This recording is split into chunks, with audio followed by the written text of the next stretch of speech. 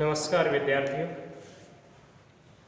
अपन भाई राज्य विधानमंडल के ऊपर अध्ययन कर रहे थे और अपन ने ये देखा कि जिस प्रकार से केंद्र के अंदर संसद होती है उसी प्रकार से अपने राज्यों में क्या होती है, राज्य विधान मंडल होता है।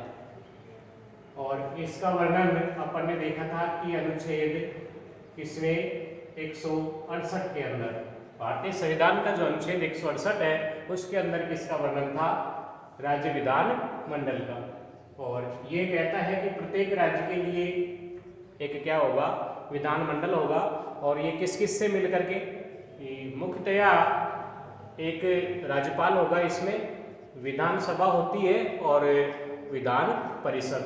लेकिन विधान परिषद सभी राज्यों के अंदर नहीं होती है और मोस्टली सभी राज्यों के अंदर क्या होता है, विधान सभा होती है। राज्यपाल का अलग से चैप्टर है जो अपने को स्टडी करनी है, बाकी विधानसभा का अपना ये चल रहा था। और राज्य विधान जो परिषद है वो हमने देखा कि 6 राज्यों के अंदर है, जिसका वर्णन अनुच्छेद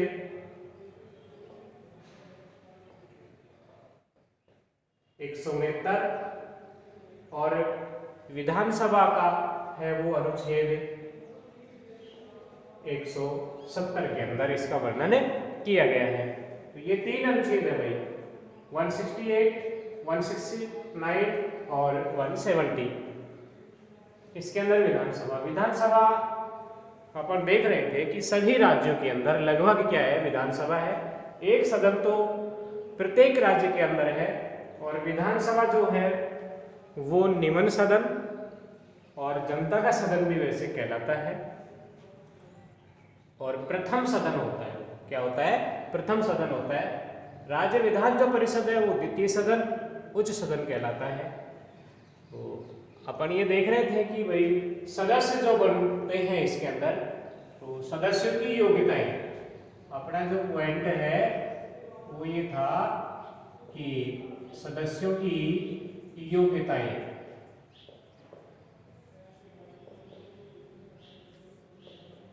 और सदस्य की जो योग्यताएं हैं वो हमने ये देखा कि भाई सर्वप्रथम इसका जो सदस्य बन सकता है विधानसभा सदस्य। सदस्य की योग्यताएं मीन्स विधानसभा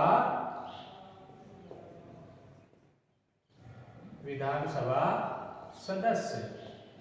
और विधानसभा जो सदस्य है वो कौन बन सकता है, उसकी क्या योग्यताएं हैं, ये सब निर्धारित किया जाता है कि भाई ये योग्यताएं उस व्यक्ति के अंदर होनी चाहिए।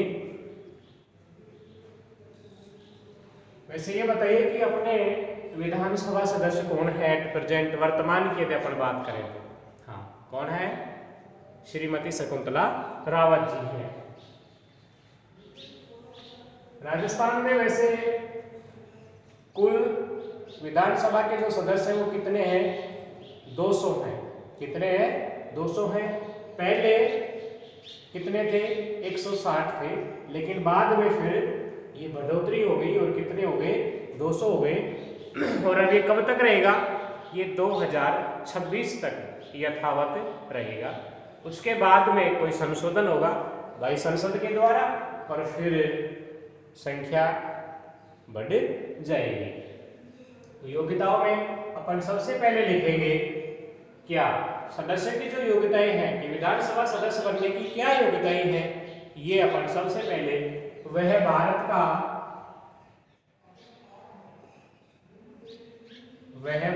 का नागरिक होना चाहिए।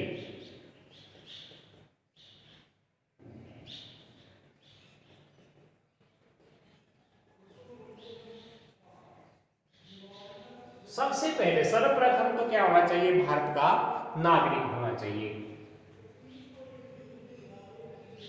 नंबर 2, उसकी आयु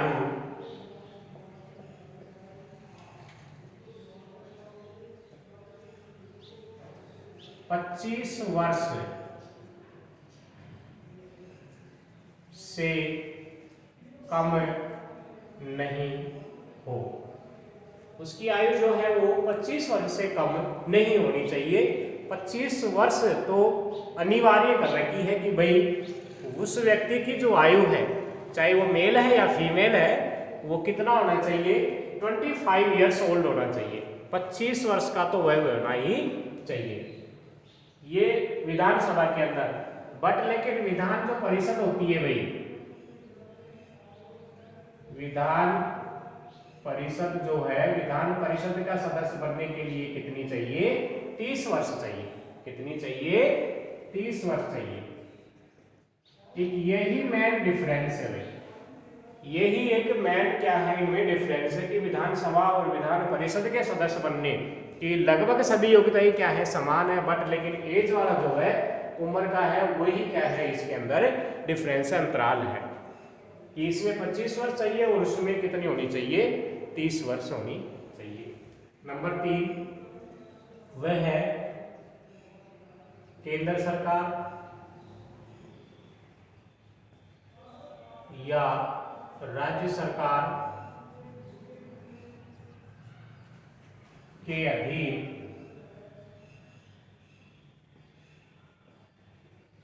लाभ के पद पर कार्यरत नहीं होना चाहिए।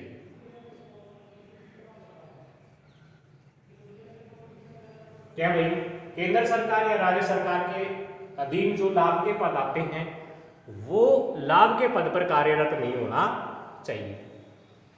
नंबर 4 वह पागल या दिवालिया, पागल या दिवालिया घोषित न किया गया हो।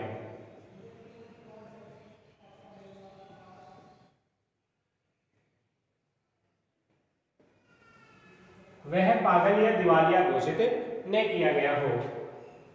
नंबर 5 संसद और राज्य विधानमंडल, संसद और राज्य विधानमंडल द्वारा निर्धारित योग्यता रखता हो। बाकी और संसद और राज्य विधानमंडल में जो योग्यताएं निर्धारित कर रखी हैं, वो योग्यता रखता हो। नंबर 6 के अंदर क्या हुआ कि एक जनप्रतिनिधि अधिनियम है भाई,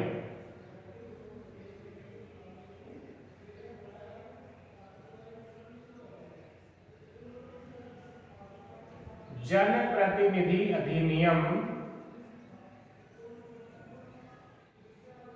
1951। जनप्रतिनिधि अधिनियम है एक क्या, 1951। उसके अंदर सन 1988 के अंदर, सन 1988 में संसद ने एक क्या किया, संशोधन किया। किसमें, जनप्रतिनिधि अधिनियम 1951 के अंदर इसमें एक संशोधन किया। और वो संशोधन कब हुआ, 1988 के अंदर हुआ। 1988 में जो संसद ने संशोधन किया, उसमें कुछ मुख्य बातें और ऐड की गई है कि भाई इस प्रकार की यदि जो गतिविधियां हैं और उनमें कोई व्यक्ति लिप्त पाया जाता है, तो वह व्यक्ति भी चुनाव लड़ने के क्या होगा, अयोग्य होगा। क्या होगा, अयोग्य होगा। तो अपन वो लिखेंगे, वो कौन कौन सी ऐसी गतिविधियां हैं जिनके अंदर व्यक्ति यदि लिप्त पाया जाता है तो उसकी योग्यता समाप्त हो जाएगी या फिर वो अयोग्य घोषित होगा, चुनाव नहीं लड़ सकता वो।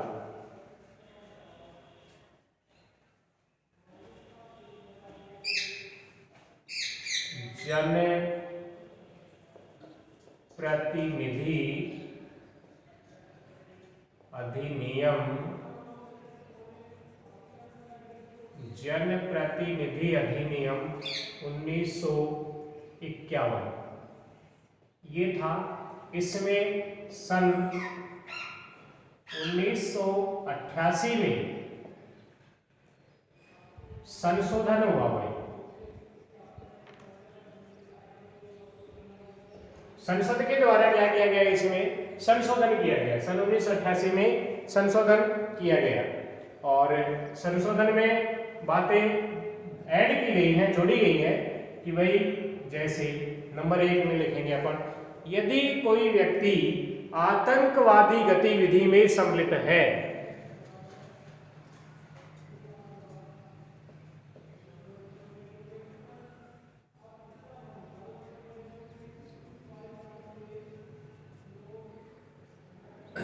आतंकवादी गतिविधि में यदि व्यक्ति शामिल है तो वह व्यक्ति चुनाव लड़ने के क्या है, अयोग्य है। ये कुछ संशोधन हुए हैं आतंकवादी गतिविधि। नंबर 2 में लिखेंगे अपन तस्करी। यदि तस्करी के केस में भी वो लिप्त है, ऐसा यदि पाया जाता है तो फिर वो व्यक्ति क्या होगा, अयोग्य होगा, वह विधानसभा सदस्य बनने की योग्यता फिर नहीं रखता है। तस्करी मान लीजिए जो जैसे विदेशों से कई ऐसे सामान लेकर के आते हैं जिनकी तस्करी मानी जाती है कि वो सरकार के जो नियम हैं उन नियमों के विरुद्ध जो कार्य करते हैं।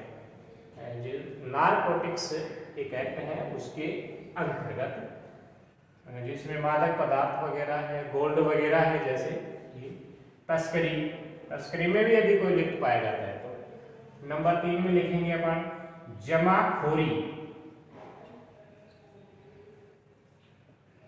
कई व्यक्ति क्या है कि बहुत सारा वस्तुएं ऐसी होती हैं जिनकी जमाखोरी कर लेते हैं और रेट फिर उनका जैसे बढ़ता है, तो बहुत स्टॉक होता है, छोटा मोटा नहीं, बहुत ज्यादा स्टॉक जिसके पास होता है, तो जमाखोरी यदि ऐसे गतिविधि के अंदर भी कोई लिप्त है तो वो भी क्या है, अयोग्य है। नंबर 4 में अपन लिखेंगे क्या, मुनाफाखोरी।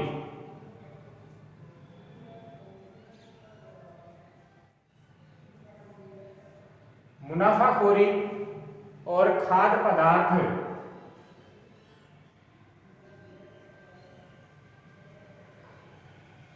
पदार्थों तथा दवाइयों में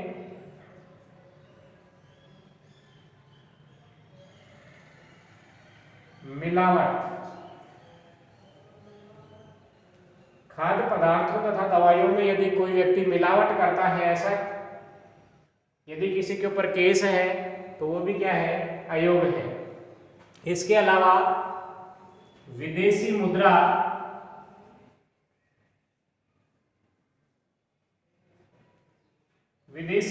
नियमन,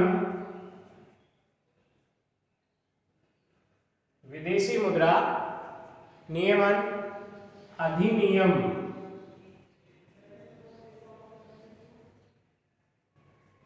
इसको अपन फेरा बोलते हैं। क्या कहते हैं, फेरा। विदेशी मुद्रा नियमन अधिनियम, इसको अपन फेरा कहते हैं, का उल्लंघन करने पर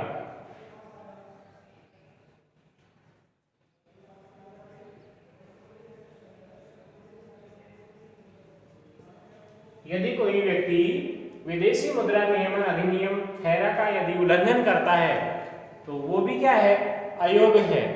इसके अलावा महिलाओं के विरुद्ध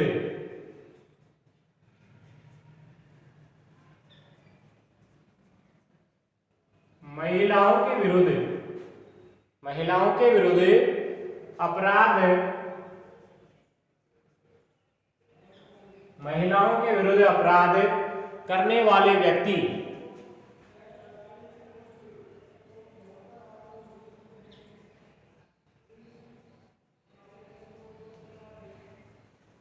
तो ये संशोधन हुआ भाई जनप्रतिनिधि अधिनियम 1951 में। सन 1988 में एक संशोधन हुआ किसके द्वारा, संसद के अंदर। और संसद के अंदर भी संशोधन की 3 प्रक्रियाएं हैं, ये अपन ने पढ़ा था कि भाई वैसे 368 के अंतर्गत संविधान का अनुच्छेद 368 है, उसके अंतर्गत संविधान में क्या हो सकता है, संशोधन हो सकता है। और ये प्रक्रिया कहाँ से अपनाई गई थी, ये अपन ने देखा था कहाँ से, दक्षिण अफ्रीका से। दक्षिण अफ्रीका से ये प्रक्रिया अपनाई गई है अनुच्छेद 368, जिसमें एक साधारण बहुमत से, एक विशिष्ट बहुमत से और एक और अति विशिष्ट बहुमत से संशोधन होता है। साधारण से तो क्या होता है कि जो वहाँ उपस्थित होते हैं उनमें से आधे से ज़्यादा जैसे यस बोल दें तो उसके बाद में एक विशिष्ट में होता है कि उपस्थित सदस्य जो होंगे उनमें से 2/3 बहुमत से जो पास होगा विशिष्ट, एक अति विशिष्ट यानी कि आधे से ज़्यादा राज्यों के द्वारा वो पारित होना चाहिए और 2/3 बहुमत से पास होना चाहिए। तो इसमें क्या हुआ, एक संशोधन हुआ 1988 में और उसमें ये किया गया कि भाई यदि कोई व्यक्ति आतंकवादी गतिविधि में शामिल है या तस्करी के अंदर है, जमाखोरी, मुनाफाखोरी, खाद्य पदार्थों तथा दवाइयों में मिलावट करता है, विदेशी मुद्रा नियमन अधिनियम फेरा का यदि वो उल्लंघन करता है और महिलाओं के विरुद्ध यदि अपराध करने वाले व्यक्ति पाए जाते हैं तो वो चुनाव लड़ने के क्या हो जाएंगे, अयोग्य।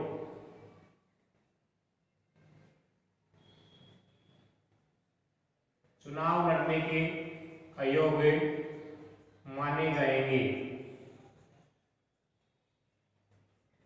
ये बात अपने को लिखनी पड़ेगी, क्वेश्चन आएगा तो उसके अंदर क्वेश्चन आएगा कि विधानसभा सदस्य बनने की योग्यताएं क्या है, लिखिए।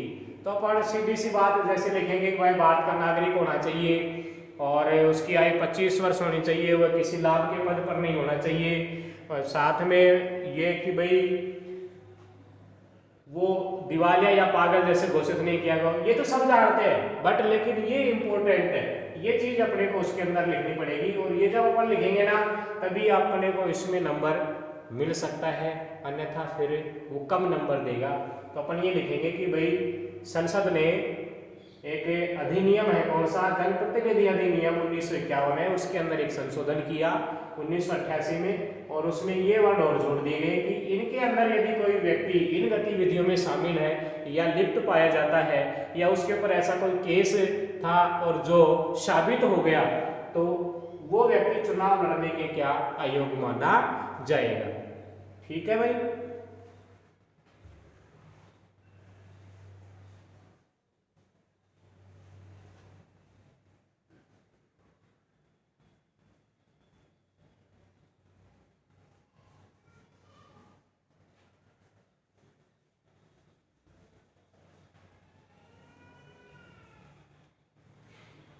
सदस्यों की सदस्यता का अंत।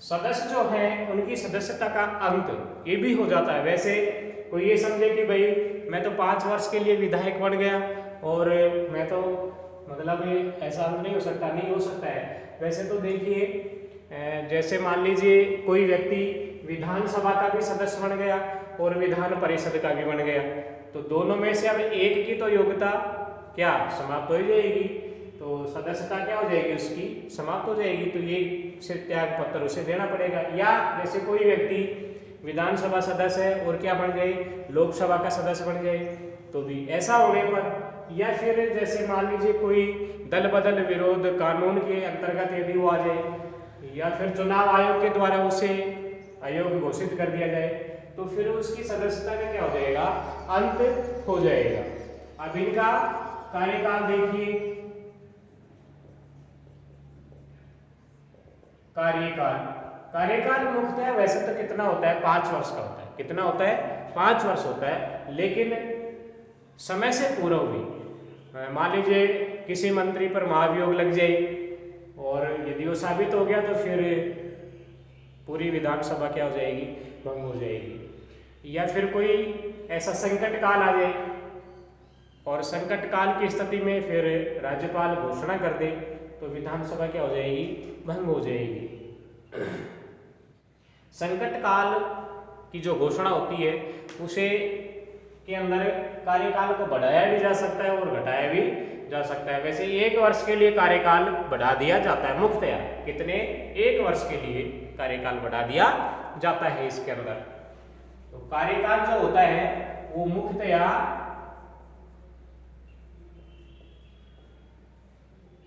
5 वर्ष, कार्यकाल मुख्यतः कितना होता है, 5 वर्ष होता है। लेकिन राज्यपाल द्वारा समय से पूर्व,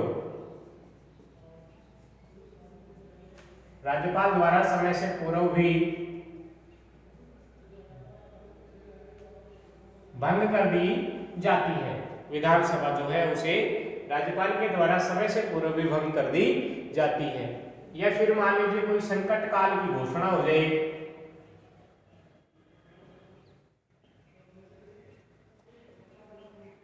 संकट काल की घोषणा हो जाए तो वैसे राज्यपाल जो है वो राष्ट्रपति के अधीन कार्य करता है। तो संकट काल की घोषणा हो जाए या फिर ऐसी कोई विपत्ति आपत्ति आ जाए देश में, यानी पूरे देश के अंदर ही फिर क्या हो जाएगा, राष्ट्रपति शासन लागू वगैरह हो जाता है, तो संकट काल की घोषणा हो जाए। और इसकी समय अवधि जो है वो कितने, 1 वर्ष के लिए अपन बढ़ाते हैं, अपन नहीं, संसद ऐसा बिल एक्ट पास करती है जिसमें 1 वर्ष के लिए कार्यकाल इनका बढ़ जाता है। वैसे कार्यकाल मुख्यतः कितना होता है इसका, 5 वर्ष का ही होता है, लेकिन ये समय से पूर्व भी भंग हो सकती है। और कौन करेगा, राज्यपाल करेगा। कौन करेगा, राज्यपाल करेगा। अब इसमें देखिए पदाधिकारी,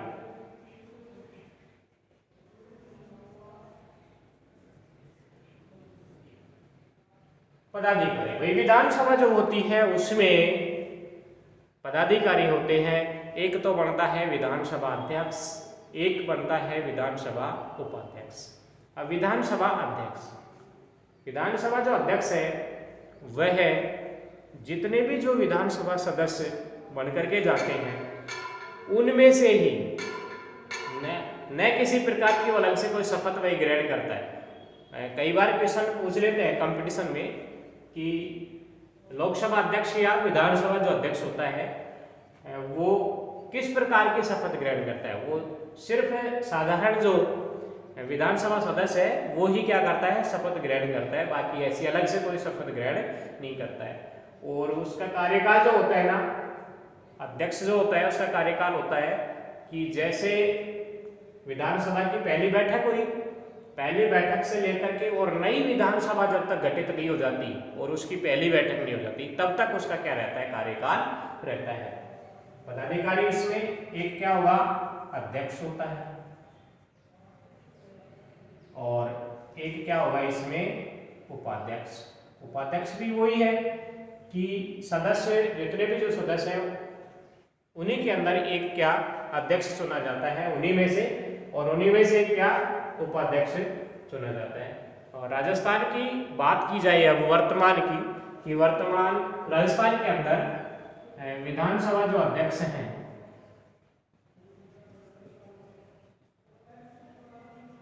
विधानसभा अध्यक्ष कौन है, सीपी जोशी। कौन है,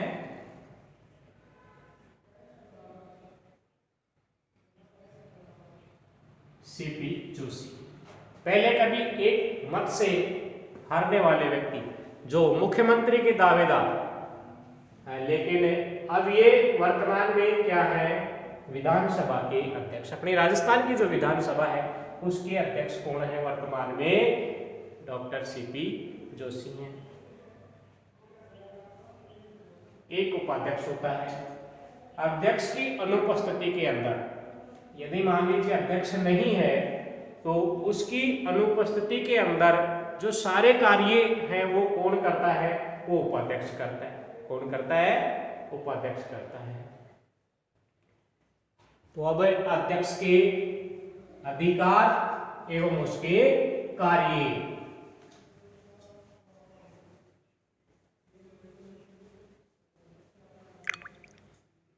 विधानसभा अध्यक्ष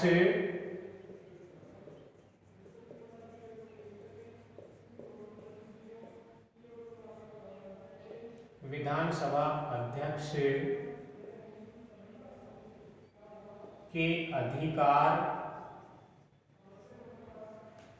एवं कार्य।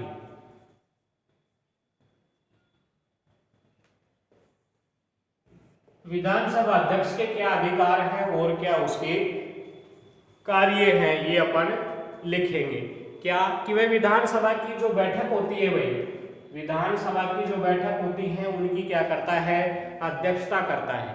क्या करता है, अध्यक्षता करता है। अभी पिछले दिनों अपना जब अधिवेशन चला था विधानसभा का, तो उसमें देखा होगा कि कई जब मुद्दे उठे थे और आपस में एक ऐसा भी सीन आया था देखने में कि झगड़ालू, तो उस समय भी अध्यक्षता कौन कर रहे थे अपने राजस्थान के अंदर, सीपी जोशी जी।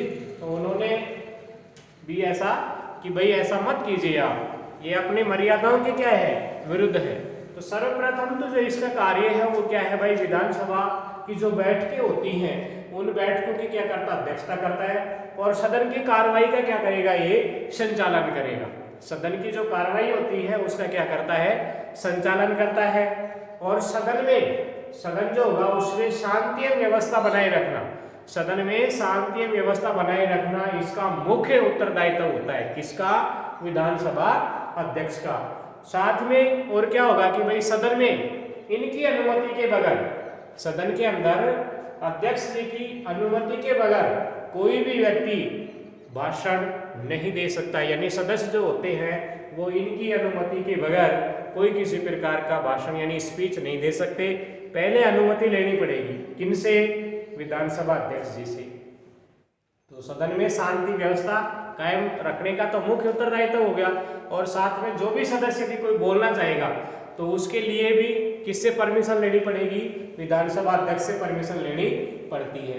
और असंसदीय या अशिष्ट शब्दों पर कार्रवाई करना, यदि कोई मान लीजिए वहां ऐसा शब्द बोलता है कि जिसमें मानहानि होती हो किसी की, तो ऐसे वर्डों के ऊपर वो कंट्रोल करेगा, ऐसे व्यक्ति पर क्या करता है, कंट्रोल करता है। और सदन की जो कार्रवाई होती है उसका क्रम निश्चित करता है वो कि कौन है व्यक्ति कब बोलेगा, किस प्रकार से बोलेगा, ये सब उनका क्रम निर्धारण करता है। कौन करता है,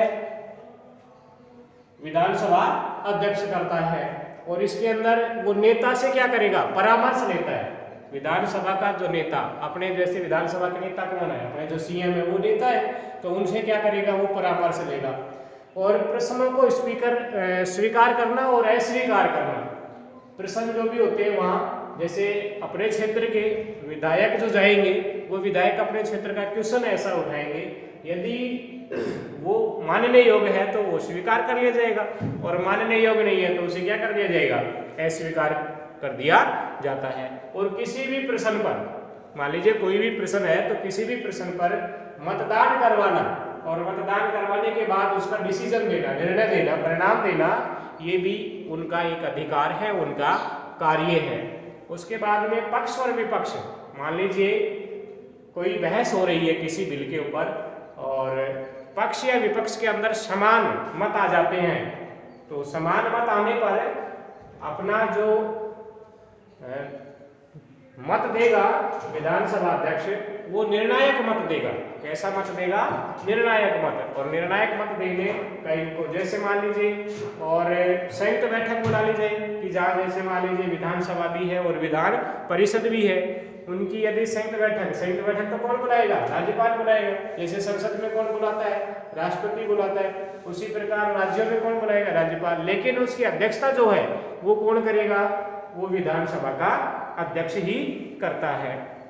और सदन तथा राज्यपाल के मध्य, सदन और राज्यपाल के मध्य एक कड़ी का जो कार्य करता है, वो संपर्क साधने का जो कार्य है वो कौन करेगा, विधानसभा अध्यक्ष करता है। और साथ में वह विधानमंडल की कुछ समितियां होती हैं और उनका वो क्या होता है, पदेन सभापति होता है। और वही दर्शक दीर्घा के अंदर भी सबसे पहले अध्यक्ष, फिर उसके बाद में क्रम वाइज से कि भाई सीएम के बाद और जो मिनिस्टर है, जैसे होम मिनिस्टर है, अन्य जो मिनिस्टर्स हैं, उनका क्रम निर्धारण होता है कि भाई इस प्रकार से वो बैठने की उनकी क्या है, व्यवस्था रहेगी। बाकी वो कंट्रोल पूरा विधानसभा के ऊपर करता है। और देखिए यदि अध्यक्ष मौजूद नहीं है तो ये सारे कार्य कौन करेगा, उपाध्यक्ष करता है। तो ये उसके कुछ क्या है, अधिकार है और कार्य है, किसके, विधानसभा अध्यक्ष के। तो इसके कार्य और अधिकार से संबंधित भी वो एक क्वेश्चन अपने से पुटअप यदि पूछ सकता है कि भाई विधानसभा अध्यक्ष के क्या कार्य या अधिकार हैं, लिखिए। इस प्रकार के क्वेश्चन आएंगे जो अपने को सोल्व करने हैं, ये है। और ये अनुच्छेद जरूर अपने को याद रखने हैं। और जैसे ही अपन अनुच्छेद वगैरह लिखेंगे और लिखने का भी अपना जैसे तरीका थोड़ा सा ठीक रहेगा तो अपन को बढ़िया नंबर मिल सकते हैं उसमें। ये शायद आपको इतना समझ में आया होगा, बाकी का नेक्स्ट।